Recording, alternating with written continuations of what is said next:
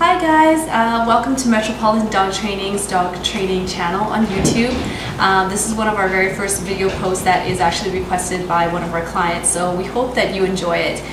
We had some posts up and we talk about it a lot in our classes just regarding to interactive toys and how we use them in our household. So as a brief recap for those of you that don't really remember or maybe need a refresher, or if you're just tuning in, we use these interactive toys like so.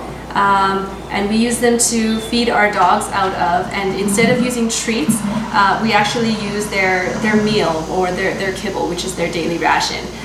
In doing this, you provide your dog with something to chew on and you give them the right avenues for the things to chew on in your house so that they're not picking the wrong things, such as your baseboards or your couch or anything like that. So it's a great tool to use. If you have a dog that is just starting this program and you're really wanting to try it yourself, the best thing to do is to take some dry kibble, like you see here, and just take out their daily portion and just be able to fill it up in one of these interactive toys here. This one here is one of my favorites. It's from the Star Mark brand, and it is dishwasher safe, as well as it's fairly durable in terms of being fairly chew-proof. I say that very lightly because there's always dogs that can destruct any toy, but it is fairly durable toy and it's soft, so it's kind of nice on your furniture and your floors and stuff like that.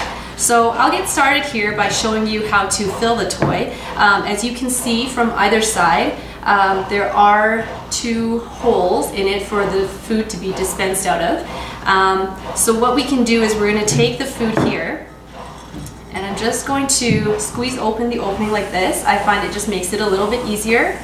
And we're just going to fill the ball with food.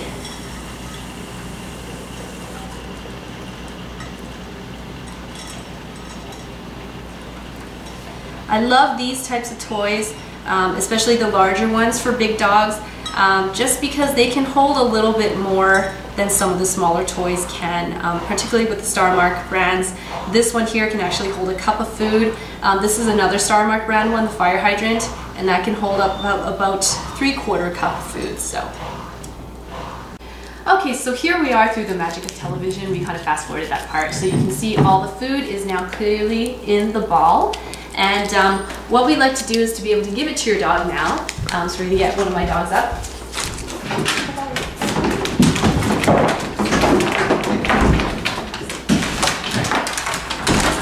Here. So there's lots of different ways that you can do this. You can give it to them even around the house if you want. If you're a stickler for not being messy, you can definitely feed them in general as well. But I can show you, basically here's the ball here. I can give it to my dog and she can entertain herself for the duration of her meal. And this is a great way, like I said, to get them to be preoccupied about something else and chewing on the proper and appropriate toys rather than on something inappropriate like my furniture or my couches or my baseboards and stuff like that.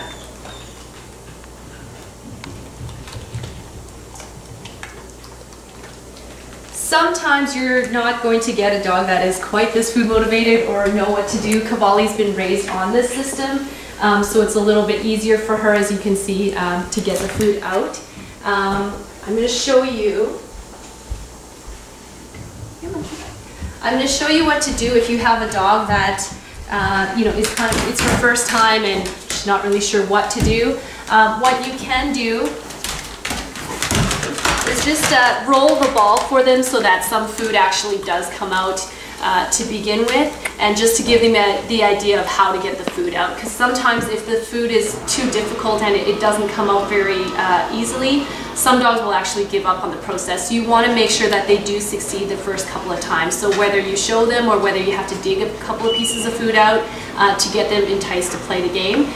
This is also why we choose to use their meals, such as their kibble, rather than cookies in there, because then they're really motivated to get their food out.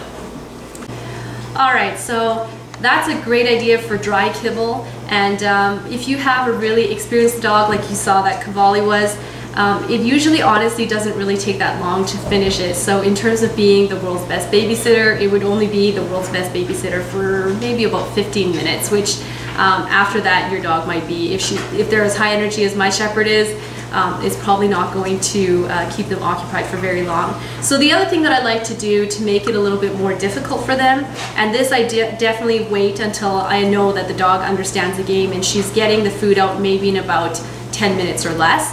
Then I'll go to kind of the next level up. So here we have, again, a daily ration of their kibble. The only difference is that I've actually added some hot water into the food, and I've allowed it to expand a little bit in here. So I let it soak for probably about 10 or 15 minutes, and as you can see here, it's expanding just a little bit. It's getting a little bit mushy.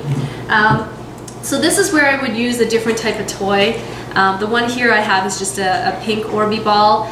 The Kongs worked really well for this as well. And the bigger thing about this is the larger opening. Because what we're going to do when we stuff the food into the toy, after it's expanded, is we're actually going to use a spoon and mash it down. So I'm just going to quickly stuff this toy really quick here, and then I'll show you how to mash the food down. And the reason why we want to do that is just to make it kind of more of a paste. So when we actually throw it into the freezer later on, one, to make it harder for the dog, and two, the paste-like consistency makes it really, really difficult for the food to fall out.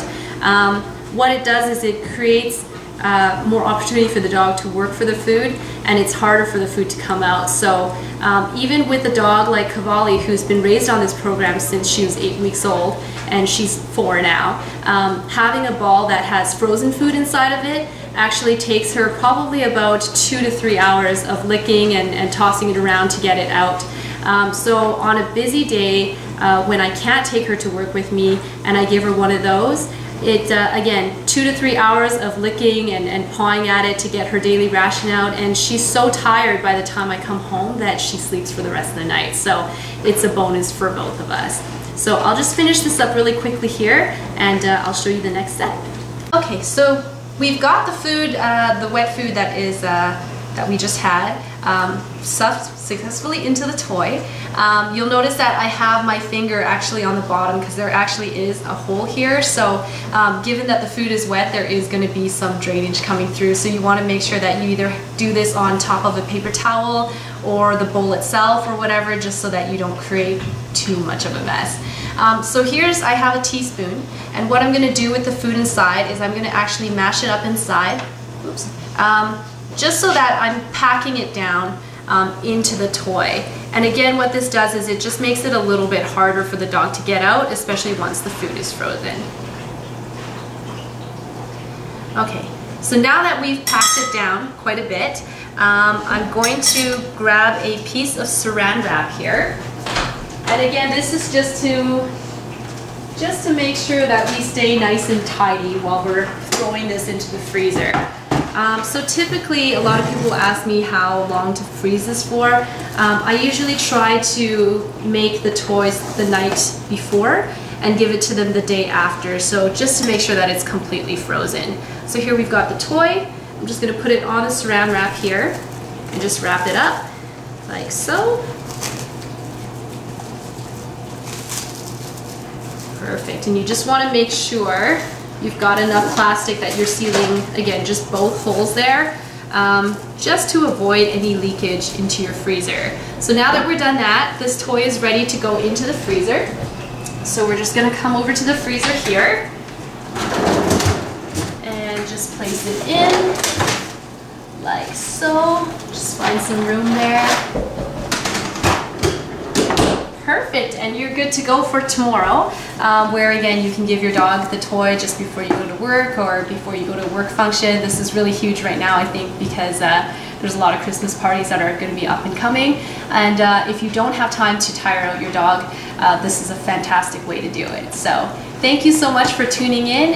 If you like what you see, please subscribe to our channel. If you want more information on our dog training company, please feel free to visit our website at www.metropolitan.ca. Thanks for tuning in, and we'll see you next time.